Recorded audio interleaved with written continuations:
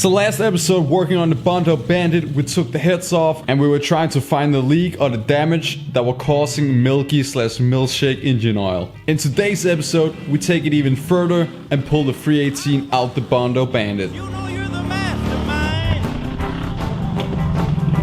Run, Rudolph. Randolph ain't too far.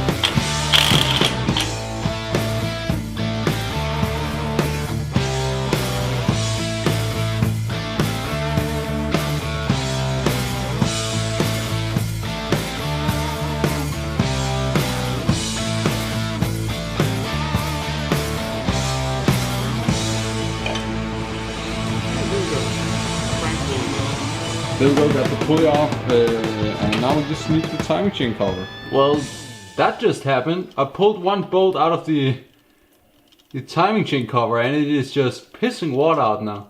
So I'm not quite sure if I found the water leak yet, but I found something that's really good that we caught before anything went wrong. That's a lot of slop in this thing. That's not normal. I mean, look at this. That's crazy.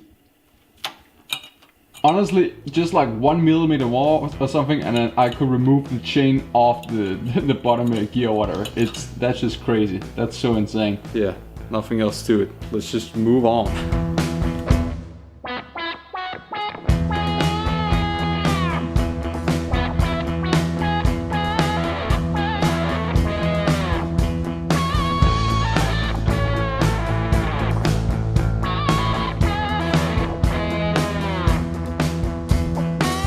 So I just got the engine out and you gotta see this. This is insane. There's so many cracks in this block. Pretty much all black lines you see here on the side. Yeah, those are cracks. You guessed it.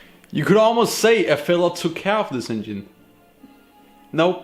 Not really. And over here we got even a longer crack. Isn't that amazing? Let's just say there's like a good 20 cracks in this engine, so that's great. 1969 318 high compression engine, straight out the window. Anyway, let's move over to the new 1988 roller camshaft van engine.